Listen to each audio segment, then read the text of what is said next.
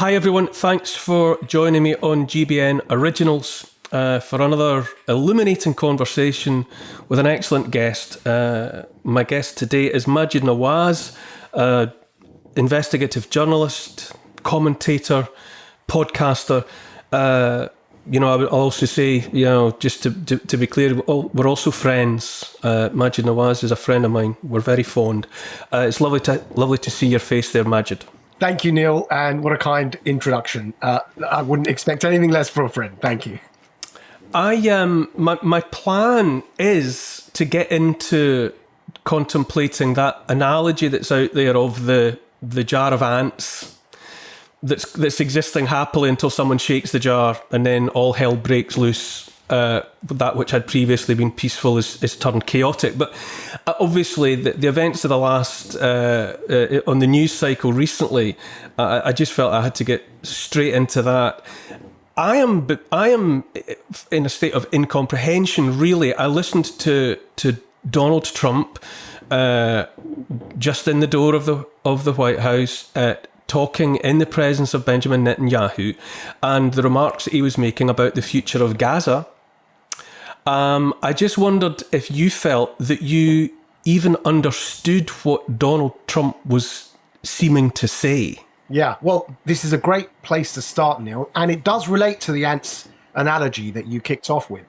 I would like to reassure all of your viewers, cautiously, of course, because Donald Trump isn't perfect, just like any politician isn't perfect, and especially once they're elected, we must first and foremost, as members of the public, see them as politicians. It's our job to hold them to account. It's their job to respond to our accountability in a way that suits what the public demands. They work for us. With that caveat said, and understanding that people will know that Trump isn't perfect, this particular incident with Gaza and the negotiations with Netanyahu over the future of Gaza, I am cautiously optimistic about, and I think cautiously that this is good news, not bad news. And I think, as I say this cautiously, that the media headlines are presenting the opposite of what's going to go down. So let's begin with the announcement because it's shocking, but then hopefully I can explain precisely why I think cautiously this is good news.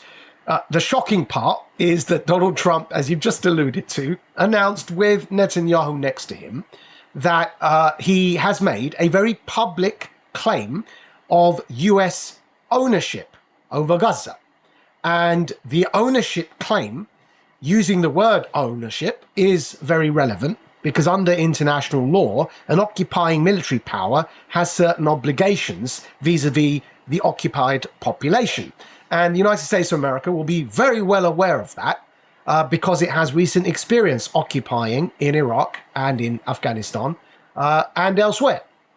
So the fact that Trump used the word ownership, then said takeover, and also used the very specific word responsibility when alluding to what he and America will seek to do in the reconstruction, redevelopment, and rebuilding of Gaza post their claim to ownership, is the shocking part that the world headlines have focused on. Why I'm saying this is cautiously good news is because we have to understand the context in which this claim comes. And that context I've already summarized. It will be the subject of my next Radical Dispatch, which is delayed because of this issue. It was meant to be out last night. I had to rewrite the whole thing because of what Trump's just done. But that will come out, I think, Neil, about an hour, within the hour of us talking, or so. It should be up by the time you air, basically, is what I'm saying. And it summarizes the following, which I'd like to just quickly explain for your viewers. Take all the time you want, Madge. Sure. The reason this is cautiously good news is because we have to understand the context in which this comes, and that is that Trump and Netanyahu have quite opposing views with regards to the future of the Palestinian territories. So point one to understand is, what does Netanyahu want? He wants to directly occupy Gaza. That's something which Gvir Ben-Gvir, his security minister, has already openly stated, calling for settler occupation of Gaza and the driving out of the Gazan population, which fits the textbook definition of ethnic cleansing. Netanyahu wants direct Israeli control of Gaza. That's something to keep in mind. Why that's relevant is because by making a direct American claim over ownership of Gaza, you immediately, by increasing the number of parties making an ownership claim over that land, you immediately diminish the ownership claim of all other military occupying parties making such an ownership claim. Now, the Palestinians, of course, make their own ownership claim over what should be a future Palestinian state. But the Palestinians don't have a standing army. They don't have a state. So their ownership claim is dwarfed by Israel's, which compared to the Palestinians is a mighty military occupying power. But Israel's claim itself is now dwarfed by Trump's trump card, if you like, which is his own American ownership claim over Gaza, which immediately dilutes Netanyahu's ownership claim and forces Israel, under Netanyahu, to negotiate the future of their ownership claim, because now you have other interested parties also seeking to directly occupy Gaza. Now, objectively, and I'm sure most Muslims and specifically Arabs and precisely Palestinians would understand this, objectively, American military presence would be better for Palestinians in Gaza than Israeli military presence, though we want neither. And we're going to come to how we're going to get neither. So that's point number one, that it's a competing ownership claim, which immediately dilutes Israel's, what I believe, illegitimate ownership claim over Gaza. The second thing to keep in mind is that Trump vehemently dislikes Netanyahu and is on the record publicly having stated his dislike for Netanyahu. We only need to remember that after the killing of the Iranian general Qasem Soleimani, Trump criticized Netanyahu for having betrayed him. But then matters became very personal after the 2020 general election, which, as you know, I've been very vocal about. I believe it was interfered with by the security officials who have now lost their security clearance under President Trump because of the Hunter Biden laptop scandal. But at the time, very few voices, such as myself, were saying Trump won this was unfair, and it was interfered with. Netanyahu was saying the opposite. Trump feels, betrayed Trump by being the first very publicly on the record, and Trump made a point of saying this, it was on tape. Trump took it so personally, he went to the press and said, I wouldn't have perhaps minded, but it was on tape that Netanyahu sent a video recording to congratulate Biden for his victory. Trump viewed that as extremely disloyal. What were the consequences? Well, the consequences were that Trump began to publicly brief against Netanyahu. He stated on the record that he believed initially that the Palestinians were the ones who didn't want peace, but then he came to realize that in fact the Palestinians under Abbas, and he named the Palestinian president, Mahmoud Abbas, said he felt he was like a father figure to him, and he said he believed that they wanted peace, and that in fact he came to understand that it was the Israelis under Netanyahu who were the obstacles to peace. And matters intensified in this personal rivalry just as recently as last month, in the recent inauguration of President Trump. Because if you look to the list of invitees, you'll notice that Netanyahu was not invited to Trump's inauguration. So this is the point. Point two is that Trump dislikes Netanyahu. So by placing history's strongest military power in Gaza with a competing ownership claim vis-a-vis Israel's ownership claim, and inject into that a personal dislike between the two leaders, you can already begin to see that their paths may well diverge when it comes to Gaza and what they want to seek with this ownership claim over that land. And on the point of what they want to seek, it's important to remember, what does Netanyahu want? Well, Netanyahu, which I don't think many people would dispute, wants conflict with Iran. He wants to denuclearize Iran, and he wants to go to war for that purpose if he can indeed convince allies to go to war with Iran. And Trump, on the other hand, he doesn't want war with Iran. Trump is an anti-war president who won with a landslide on an anti-war ticket by promising to dismantle the globalists' perma-war deep state. And in fact, we can already witness he's already doing that, pulling funding from USAID, closing all USAID branches around the world, is in effect closing the infrastructure that the CIA has been using for funding regime change around the world. Trump's already implementing his mandated policy of ending perma-war. So what Trump wants in the region is a return to the Abraham Accords, which were the peace accords that were first signed between the Emiratis and the Israelis under Trump's first term, but were destroyed and abandoned after the October the 7th terrorist attack. Trump wants to return to those Abraham Accords, and Netanyahu instead wants to return to war, this time with Iran. So again... Can I just jump in there, Maajid? How do the announcements, the most recent announcements by Trump, sit alongside what has happened and is happening in Syria?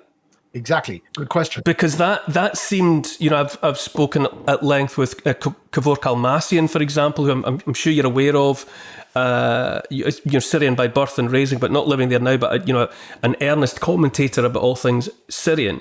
And he believes that the recent activity in the fall of the Assad regime kicks the Abraham Accord, or kicked the Abraham Accords into the long grass.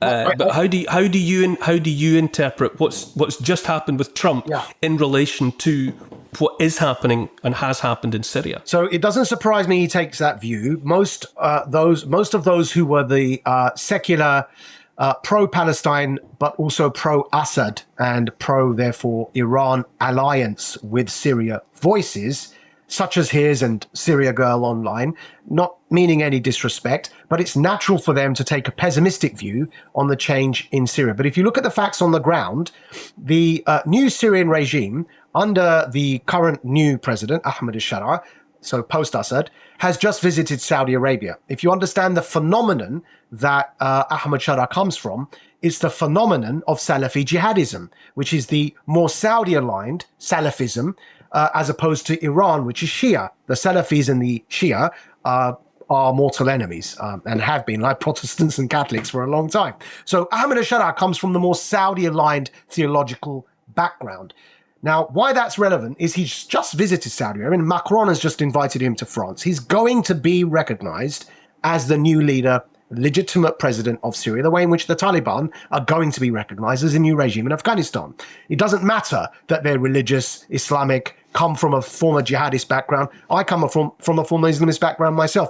I will tell you, as I said on previous other interviews, Ahmed Sharaa has moved beyond Islamism. I believe he's now a post-Islamist, a bit like post-liberalism in the West. What is a post-Islamist? Somebody like us, me and those of us that were at Quilliam in the past, who have come from an Islamist background, but have moved beyond the dogma of seeking to impose a uniformed adaptation and interpretation of Islam as law. Instead, the noises that Ahmed Sharaa is making in Syria are noises such as respect for diversity, respect for women, no war with Israel. And this recent trip to Saudi Arabia points to an answer to your question, because Saudi Arabia does have an interest in reviving the Abraham Accords. It was the Sunni Muslims of the Middle East that were behind the Abraham Accords originally, the Emiratis and the Gulf Arabs being a case in point. Why do they want to revive the Abraham Accords? Because they view the Abraham Accords as the vehicle to push back against what they call the Shia Crescent in the Middle East, which was Iran's influence network. And the Crescent being because it goes through Yemen in the form of the Houthi militia.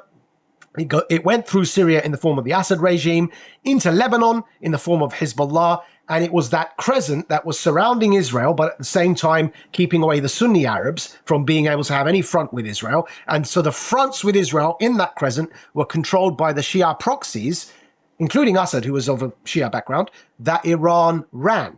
Now, a series of events have knocked that infrastructure down in the Middle East. The killing of Qasem Soleimani by Trump, that he criticizes Netanyahu for not supporting him on, right? One of the reasons he doesn't like him. Knocked that down because Qasem Soleimani was the Iranian general that coordinated that Shia crescent. They called it the resistance axis, right?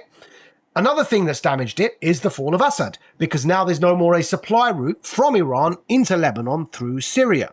So the power that the Iranians were able to project in the Middle East has been significantly damaged. What the Sunni Arabs want to replace that damaged infrastructure with is the infrastructure of the Abraham Accords, or a regional peace and normalization. That is the agenda of the Gulf Arab states, the Emiratis and others. It is also the agenda of MBS in Saudi Arabia.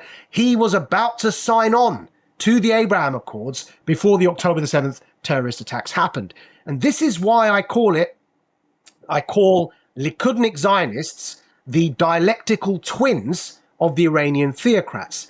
A bit like Islamist extremists need the far right to hate on each other so they can perpetuate the cycle of extremism and continue to recruit. The Iranian theocrats and their so-called resistance axis, or the Shia Crescent, required the Likudnik Zionists, I'm saying Likudnik specifically, not Israelis, just like I don't mean Muslims when I say Islamists, right? They required the Likudnik Zionists under Netanyahu to perpetuate the conflict because perma-war was the goal. And that's why when October the 7th happened, moving to another reason why Trump doesn't like Netanyahu, when October the 7th happened, the Saudis, who were just about to sign on, which would have been historic, to the Abraham Accords, which means peace with Israel and recognition of a Palestinian state. That was the Saudis' condition, that we're not going to give you normalization unless you give us a Palestinian state. They were just about to sign on to that, and October the 7th happened. It forced everyone to pull back normalizing with Israel, obviously, because there was a major war. And it's suicide to normalize with your warring party. Now, that was interesting because Trump has publicly held Netanyahu responsible for the intelligence failures that led to the October the 7th attack. And he's on the record saying, how could you not have known this was coming? We all knew this was coming, hinting that it was a false flag operation because we already know, and it's in Israeli press, that Netanyahu facilitated the funding of Hamas in Gaza. Again, back to that dialectical twin. They need this dialectic of conflict to continue their perma war. So the revival of the Abraham Accords would have ended that perma war. Netanyahu allowed for the failures on October the 7th. By the way, the CCTV footage camera of that incident on the border on October the 7th has conveniently gone missing. I'll be publishing all of this with receipts in the article I mentioned to you in the Radical Dispatch after we've spoken. All of the evidence for what I'm saying will be presented from Israeli press, right? So you've got a scenario where Trump then blamed Netanyahu publicly for the security failures that led to October the 7th. And so again, you understand what is Trump's regional play? It's a revival of the Abraham Accords. By staking a ownership claim over Gaza, he makes himself and America a party to these negotiations on the ground because they become an occupying power, and therefore international law obliges them with certain responsibilities, such as securing the population. They become obliged to do so under international law. As listening to you lay this out, it's always of Byzantine complexity for anyone listening that isn't versed in it day by day by day. But where does all of this leave the Palestinian people? I heard, and it made perfect sense to me to say they might want, given the binary choice between occupation by the US and occupation by Israeli forces, choose the former. But where today does this leave Palestinians who, also watched that press conference with Trump and Netanyahu? Palestinians aren't expected, I don't certainly expect them to, and nor do you, I imagine, aren't expected to trust anyone at this stage. They've been betrayed by absolutely everybody. So I don't blame any Palestinian for remaining skeptical until they see the writing on the wall. Where it will in the future leave them, right now they have every right to be skeptical, to be angry, to feel enraged at the state of the world and its betrayal of their basic rights. But where in the future I think it will leave them, if we look at American behavior under Trump in Afghanistan, we see that they left Afghanistan. Trump was the one that negotiated the US withdrawal from Afghanistan in his first term, though of course it was physically done early on in Biden's term, and that was a disaster because of the way Biden did it. But the actual negotiations were done via Qatar by Trump's first administration, with the Taliban directly talking to the Americans, and he cut out the Afghan tentative Karzai's regime.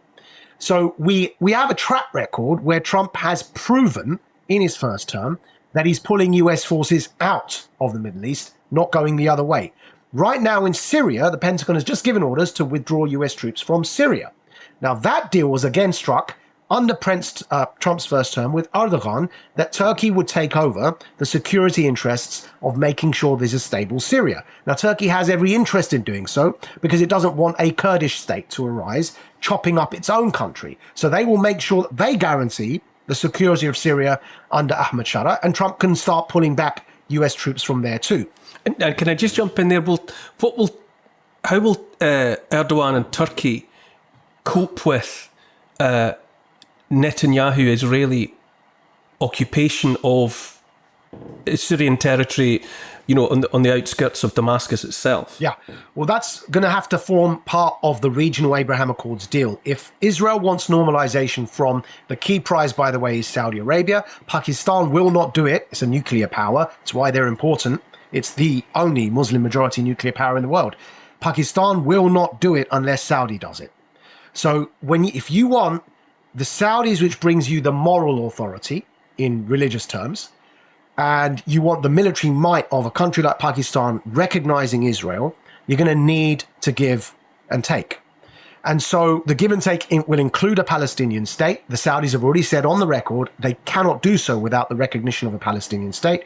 Of course, the Pakistanis will be the same. And they will also involve things such as the territories that Israel has currently in Syria. But I suspect, because Trump, again, another thing he did in his first term, is that he recognized Israel's occupation of the Golan Heights, which is in Syria. And Netanyahu, after the fall of Assad, went beyond the Golan Heights and took even more Syrian territory. I suspect he did that, again, as a negotiating tactic to say, okay, I'll pull back. And he plans probably to pull back to the Golan Heights, which Trump's already given him. And I think that what the normalization may well entail is a quid pro quo. We'll give you a Palestinian state, but we're going to keep the Golan Heights. I think that's what it's going to probably look like. And that's up to the leaders of the region to determine. In your original question, what the Palestinians gain, well, they'll gain a state, but also, interestingly, in Gaza, if you look at exactly what Trump said, they won't just gain a state, they will gain he's used the word Riviera of the Middle East, but what he really means is, because he's made it clear, you look between the lines, he's made it clear that the Gulf Arabs, the Emiratis, will be funding all this. So what it looks like they're planning to build is a Dubai-style city on Gaza. And that will come with the wealthy Arabs, all of the money that you can imagine from Emirates for the reconstruction purposes, all of their recently acquired expertise in building and what they've done in Dubai, which everyone within our lifetimes has witnessed. Because, when we were young, Neil, you and I, Dubai was a desert. We've seen what they've done there. So Trump's alluded to this explicitly in this press conference, that the Emirati Arabs will bring the money. He's asking for the Egyptians and the Jordanians to help accommodate the Palestinians that you need to live somewhere, because all of Gaza right now is a war zone. It's literally derelict, and every single building is... And will they wear that? I mean, will the Palestinian people who've been knocked from pillar to post and dispossessed and all of it for a lifetime, will they, as you say, rightly cynical, relocate en masse to Egypt and Jordan, neither of which really want them? No, I don't think that's a realistic part of Trump's opening gambit. I think that's when you open a gambit and you basically say things like Netanyahu taking more than the Golan Heights in Syria. You go to the fullest extent of your extreme suggestions with a view to climb down. Trump has said he believes, despite their refusal, that the Jordanians and the Egyptians will accommodate this request.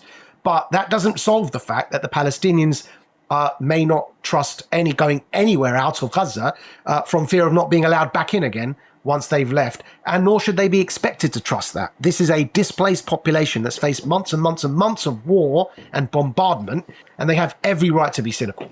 Will Trump's machinations... how will they sit with these big donors, these big sponsors, the ultra Zionist people that are there in his cabinet and that are there backing him financially? The making of and what you're saying, the inevitability of a Palestinian state. How will that go down? Well, it's interesting that these donors, Adelson is one of them, Miriam Adelson, the wife, who's the largest one, and they are known,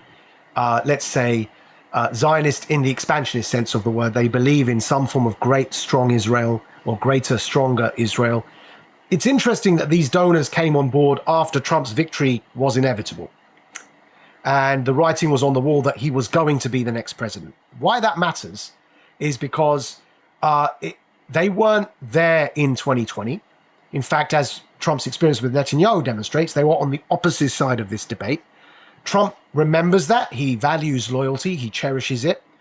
And these donors were perhaps an afterthought. They recognized which way the election was going to go and were playing catch up. Now that matters because it means two things. It means A, Trump didn't need them to win. And that means B, he can afford to lose them. And obviously, therefore, C, it's a convenience to have them, but you don't have to have them. And that's what we witnessed with the 4-year period between 2020 and now, and the elections of MAGA in the US. We witnessed that he didn't need them. They did everything they could to stop him. I'm referring to the establishment. They tried to imprison him. They tried to put him on trial. They tried to impeach him. They tried, the various assassination attempts that were thwarted.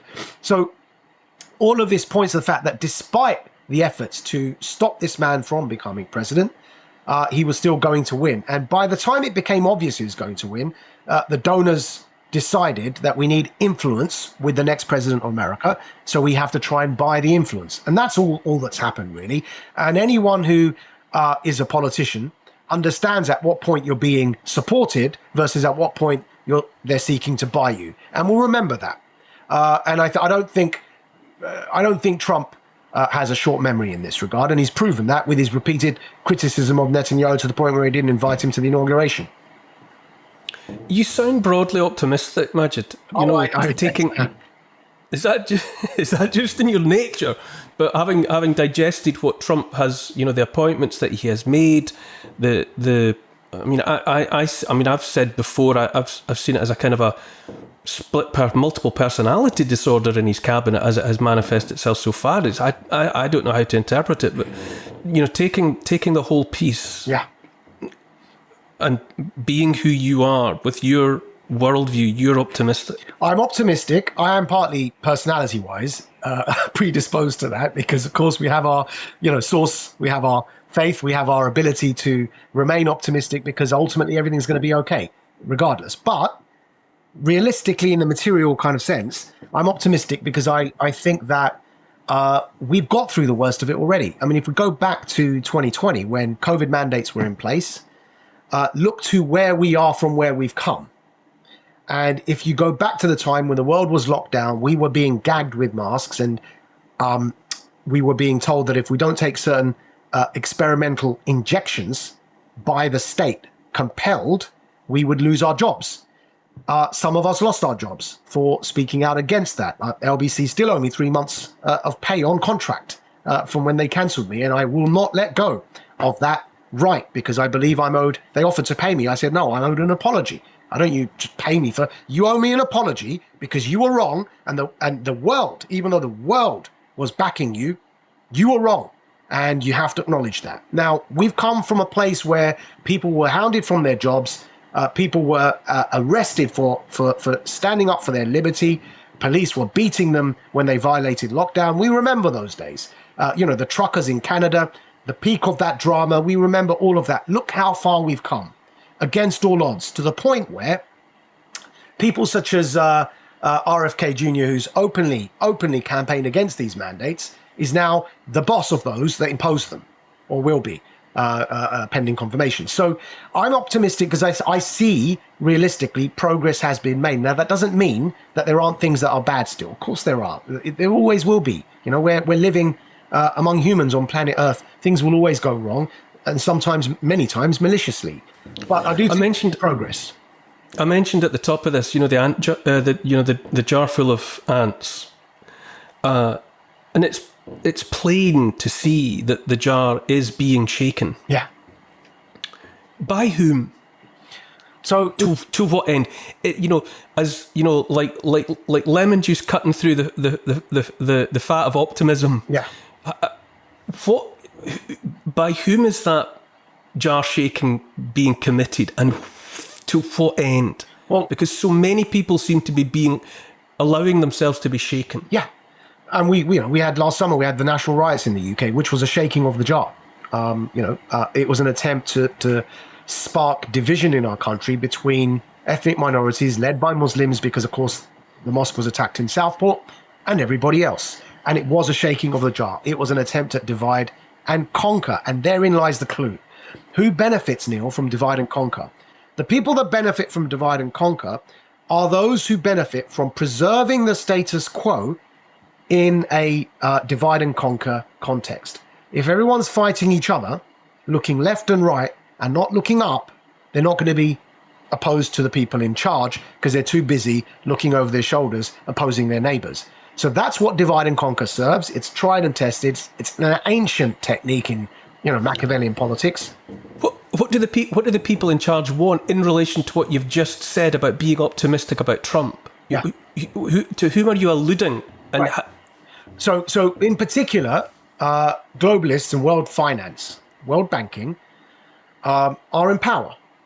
And when you look at, even with the optimistic element of Gaza that I've just mentioned, the reconstructing, the redevelopment and rebuilding there, one of the things we have to remain very, very cautious about, Neil, is the nature of the rebuilding. Will it be a smart city? Because groups or companies such as Palantir, that Peter Thiel's Palantir, who's Elon Musk's co-founder of PayPal, who already helped the Israelis with artificial intelligence, AI military targeting software that was used in this Gaza war, right? That's the kind of dystopian future some people have envisioned for us. A smart city would mean a technocracy where facial recognition, biometrics, which was the infrastructure that the lockdown vaccine passports sought to put in place, if you remember, it would seek, and it's what Tony Blair repeatedly returns to, even as recently as last week, when he said, this whole populist thing, we need digital IDs to stop the populists and the racists. They are seeking every opportunity to bring in biometrics, to bring in facial recognition, to bring in vaccine passport style checks, checkpoint Charlies around our society, so that they can have total control from the top in the form of a technocracy, and it will be sold to us in the name of progress by being labeled a smart city, when really in smart cities, if you look at NEOM, the Saudis have been involved in building the line they call it, called NEOM in the desert. There are very little privacy controls to all of the data that the smart city will be sucking up from us for the privilege of living in it.